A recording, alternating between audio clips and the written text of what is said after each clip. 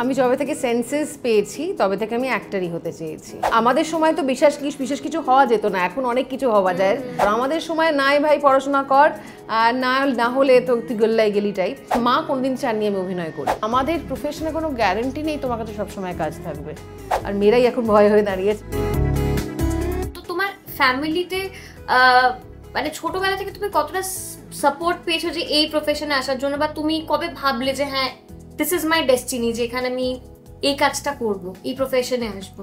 আমি যবে থেকে সেন্সেস পেয়েছি তবে থেকে আমি অ্যাক্টরই হতে চেয়েছি। আমি অন্য কিছু কোনোদিনও হতে চাইনি। জ্ঞানত মানে আমার মনে পড়ে না যে কোনো সময় আমি বলেছি যে আমি ডাক্তার হব, ইঞ্জিনিয়ার হব, বা আমাদের সময় তো বিশেষ কিছু হওয়া যেত না, এখন অনেক কিছু হওয়া যায়। অনেক রকমের প্রফেশন আছে, there you can be a blogger too, you can মানে তুমি এখন অনেক কিছু করতে পারো। আমাদের সময় নাই ভাই পড়াশোনা কর, আর না হলে তো তুই গোল্লাই গেলি টাইপ। কিন্তু আমি সারা জীবনই অভিনেত্রী হতে চেয়েছি। সাপোর্ট সিস্টেম আমি বলবো, বাবা যেহেতু থিয়েটার করতেন, সাপোর্ট আমি পেয়েছি, কারণ আমি খুব ছোটোবেলা থেকে থিয়েটার করতাম। এবং আমার মা কোনোদিন চাননি আমি অভিনয় করি, তিনি চাইতেন আমি ডাক্তার হই, কারণ আমি পড়াশোনায় খুব ভালো ছিলাম। কিন্তু এবং বলতেন দুষ্টু লোকেরা থাকবে, তুমি দুষ্টু লোকেদের মাঝখানে গিয়ে পড়বেন, এটা সব মেয়েদের। এখন আর ওই মেয়েরা ওইসব ভয় পায় না বোধহয়, আর মেয়েরাই এখন ভয় হয়ে দাঁড়িয়েছে, সুতরাং এইটা নিয়ে না আবার ট্রোল হয়ে যায়। বাবা এখন তো যে কোনো জিনিস নিয়ে এমন ট্রোল হয়, আই এনজয়, যে যা পারো করো, আমার কিছুতেই কিছু আজকাল আর আসে যায় না যদিও।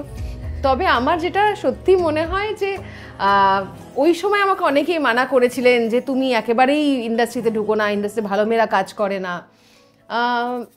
দেখো, ভালো হওয়া খারাপ হওয়া, ভালো ছেলে ভালো মেয়ে বাজে মেয়ে, সবটা নির্ভর করে নিজের চাহিদা এবং তুমি কোথায় পৌঁছতে চাও, কি করতে চাও, কতটুকুন চাও এবং কিভাবে বাঁচতে চাও তার উপরে।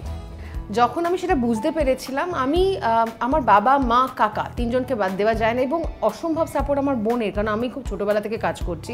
বোন একা বাড়িতে পড়াশোনা করতো, মা কিন্তু আমার সঙ্গে স্টুডিওতে যেত, এবং ওদের অসম্ভব ডেডিকেশন পেয়েছি। আমাকে যেভাবে আগলে রেখেছিল, এবং আমি যেখানে শুটিং গেছি, এবং থেরাপিরও কাজ করতো ওরা।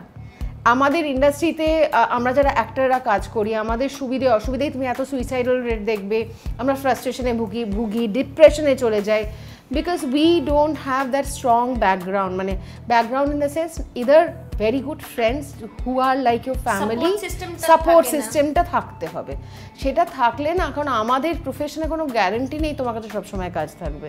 তুমি 2 মাস খুব রোজগার করলে, তারপর 2 বছর বসে রইলে, খেয়ে পড়ে বাঁচতে হবে তো। এবং শুধু খেয়ে পড়ে বাঁচলে তো হয় না, তোমার অক্সিজেন, বাঁচার খিদেটা তো হলো কাজে। তুমি কাজই করলে না, তুমি বাঁচবে কি করে? সুতরাং তার জন্যে তোমার একটা সলিড সিস্টেম দরকার পেছনে, সেটা আমি খুব লাকি আমার বাড়ি ছিল।